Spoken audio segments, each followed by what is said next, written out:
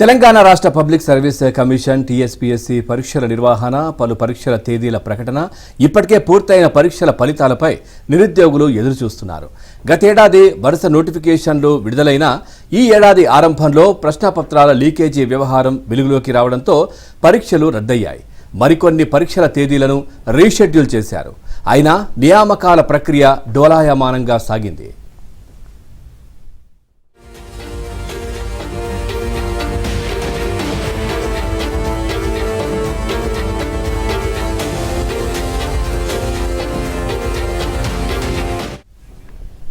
అప్పట్లో నిరుద్యోగులకు అండగా ఉండి పోరాటాల్లో పాల్గొన్న కాంగ్రెస్ పార్టీ ఇప్పుడు అధికారంలోకి వచ్చింది. ప్రభుత్వ మార్పులు, నిరుద్యోగుల భాగస్వామ్యం కూడా కీలకమే.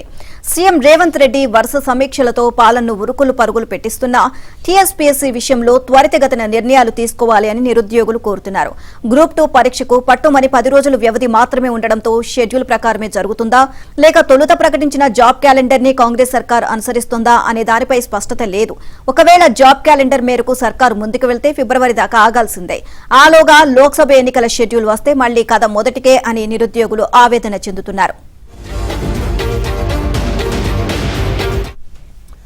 గ్రూప్ 1 పోస్టుల అభ్యర్థుల భవిత కోర్టు నిర్ణయంపై ఆధారపడి ఉంది. 503 గ్రూప్ 1 పోస్టుల కోసం మొదటిసారి 2022 అక్టోబర్ 16న నిర్వహించిన ప్రిలిమ్స్ను ప్రశ్నాపత్రాల లీకేజీ కారణంగా రద్దు చేశారు. ఈ ఏడాది జూన్లో రెండోసారి ప్రిలిమ్స్ను నిర్వహించిన పరీక్షల నిర్వహణలో లోపాలుండడంతో పలువురు అభ్యర్థులు హైకోర్టుకెక్కారు. అధికారులు పొరపాట్లు చేశారని నిర్ధారించిన కోర్టు పరీక్షను రద్దు చేసింది. దాంతో ప్రభుత్వం సుప్రీంకోర్టును ఆశ్రయించింది.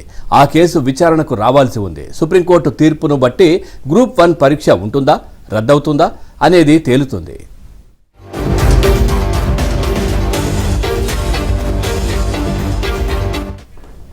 షెడ్యూల్ ప్రకారం ఆగస్టు 29, 30 తేదీల్లో జరగాల్సిన గ్రూప్ 2 పరీక్షలను లీకేజీ తర్వాత నిరుద్యోగులు ఆందోళనతో నవంబర్ 2, 3 తేదీలకు వాయిదా వేశారు. అసెంబ్లీ ఎన్నికల షెడ్యూల్ వెలువడడం, నవంబర్ 3 నుంచి నామినేషన్ల ప్రక్రియ కారణంగా పరీక్షలకు బందోబస్తు కుదరదని పోలీస్ శాఖ పరోక్షంగా తేల్చి చెప్పడంతో ఆ పరీక్షలు జనవరి 6, 7 తేదీలకు వాయిదా పడ్డ విషయం తెలిసిందే. 783 గ్రూప్ 2 పోస్టుల భర్తీకి నియామకాలు చేపట్టగా 5.51 లక్షల మంది అభ్యర్థులు దరఖాస్తు చేసుకున్నారు.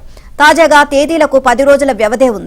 ప్రశ్నపత్రాల తయారీ విషయాన్ని పక్కన పెడితే పరీక్షా కేంద్రాల ఎంపిక, హాల్ టికెట్ల జారీకి కూడా సమయం పెద్దగా లేదు.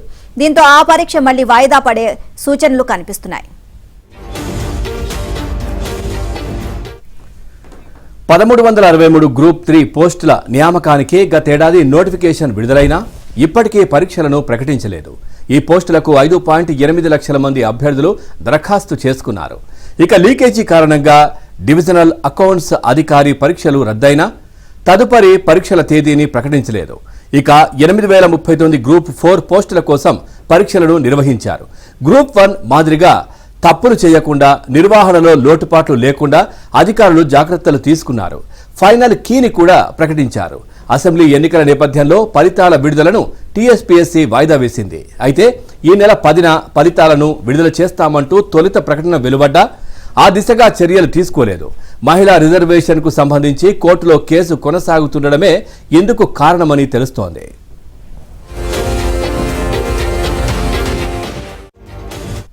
TSPSC chairman B Janardhan Reddy, సభ్యులు లింగారెడ్డి, కారెం రవీందర్ రెడ్డి, ఆర్ సత్యనారాయణ రాజీనామాను గవర్నర్ ఇంకా ఆమోదించలేదు. కోట్ల అరుణకుమారి, సుమిత్రా ఆనంద్ మాత్రం సభ్యులుగా కొనసాగుతున్నారు. రాజీనామాలు ఆమోదం పొందకపోవడంతో కమిషన్ మనుగడలో ఉన్నట్లా లేనట్లా అనే సందేహాలు వ్యక్తమవుతున్నాయి. గవర్నర్ మరికొంతకాలం రాజీనామాలను పెండింగ్ లో పెడితే పరిస్థితి ఏమిటి అనే ప్రశ్న తలెత్తుతోంది. గవర్నర్ నిర్ణయం తీసుకునే వరకు టీఎస్పీఎస్సీ కార్యకలాపాలు స్తంభించిపోతాయా అనే చర్చ జరుగుతోంది.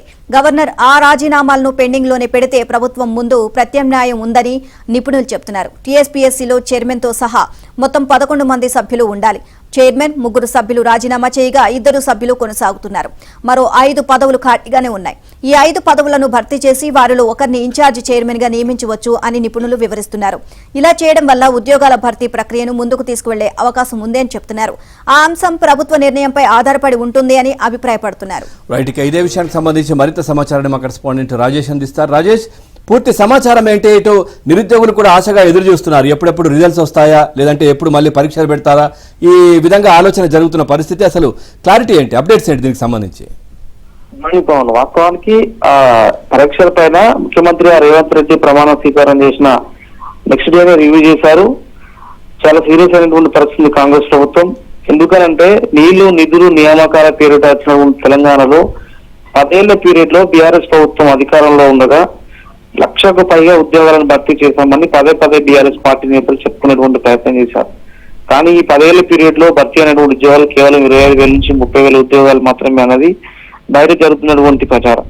సో దీనిని ఎట్టకేలకు ఓవర్కమ్ చేయడంలో భాగంగా రేవంత్ రెడ్డి సీఎం గా బాధ్యతలు తీసుకున్నటువంటి నెక్స్ట్ డేనే టీఎస్పీఎస్సీ చైర్మన్ తో పాటు సభ్యులు ఇతర శాఖల అధికారులన్నింటినీ పిలుచుకొని ఇంటర్ బోర్డుతో సహా ఇంటర్ అదేవిధంగా 10th ఇతర ఉన్నత విద్యా మండలి అధికారులతో కలుపుకొని ఓ కంప్లీట్ గా ఒక రోజంతా సమీక్ష సమావేశాన్ని ఏర్పాటు చేశారు.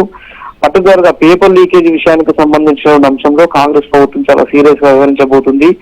దీన్ని ఓవర్కమ్ చేస్తూనే రాష్ట్రంలో కొత్తగా ఉద్యోగాల నోటిఫికేషన్ ఇవ్వాల్సిన అవసరం ఉంది.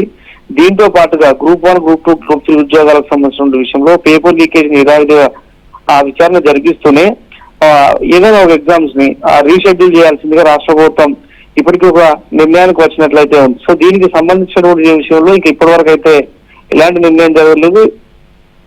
టీఎస్పీసీ చైర్మన్ జనార్దన్ రెడ్డి రాజీనామాను గవర్నర్ కు పంపడము, ఆ అంశాన్ని గవర్నర్ చాలా సీరియస్ గా ప్రస్తావించేటువంటి ప్రయత్నం చేసింది. ఎందుకనంటే బాధ్యులకు సంబంధించినటువంటి విషయంలో కొత్త ప్రభుత్వం రాగానే టీఎస్పీఎస్సీ బోర్డు మెంబర్ కావచ్చు, చైర్మన్ కావచ్చు రాజీనామా చేసి వెళ్లిపోవడం అనేది సరికాదు. గతంలో జరిగినటువంటి తప్పులు కావచ్చు, అవకతవకలు కావచ్చు, వీటికి బాధ్యులెవరు తేలకుండా రాజీనామాను ఆమోదించేది లేదంటూ గవర్నర్ తేల్చి చెప్పడంతో ఆ ప్రొసీజర్ అంతా అక్కడే ఆగిపోయింది.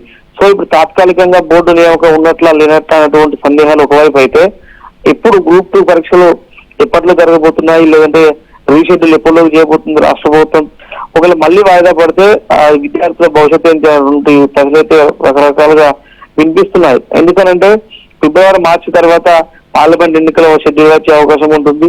ఒకవేళ పార్లమెంట్ ఎన్నికల షెడ్యూల్ వస్తే కనుక విద్యార్థులు ఇన్ని రోజులు ప్రిపేర్ అయినటువంటి అంశానికి మరింత బ్రేక్ పడే అవకాశం ఉంది. పార్లమెంట్ ఎన్నికలు ముగిసే వరకు కూడా ఎన్నికల కోడ్ ఉంటుంది. సో అప్పుడు మళ్ళీ ఎగ్జామ్స్ కండక్ట్ చేయడానికి లేకపోతే కాంపిటేటివ్ ఎగ్జామ్స్ వేయడానికి అవకాశం ఉండదు. సో దీనికంటే ముందే నిర్వహిస్తారా లేకపోతే దీని తర్వాత నిర్వహిస్తారా అని ప్రస్తుతం ప్రశాంతంగా మారింది. ఎందుకంటే ఇప్పటికే రాజీనామాలు, పోటీ పరీక్షల ఇప్పటికి కొన్ని పోటీ పరీక్షలు ఇంకా పెండింగ్, సంవత్సరం రిజల్ట్స్ కూడా పెండింగ్ లోనే ఉన్నాయి. సో వీటి పట్ల కొత్త ప్రభుత్వం ఎలాంటి నిర్ణయం తీసుకోబోతున్నటువంటిది ప్రస్తుతం తెలియాల్సి ఉంది. దీంతో పాటుగా నిజంగానే ఒకవేళ గత ఎన్నికల్లో జరిగినటువంటి అవకతవకలు దృష్టిలో ఉంచుకొని మళ్ళీ ఈ పరీక్షలకు కాంగ్రెస్ ప్రభుత్వం ఆదేశిస్తుందా లేకపోతే జాబ్ క్యాలెండర్ అయితే మొగ్గు చూపుతుందా అనేటువంటిది మాత్రం తెలియాల్సి ఉంది. మరి 1-2 రోజుల్లో దీని మీద మరోసారి సీఎం రేవంత్ రెడ్డి రివ్యూ చేసే అవకాశం ఉన్నట్లు కూడా తెలుస్తుంది. ఈ రివ్యూ అనంతరం క్లారిటీ వచ్చే అవకాశం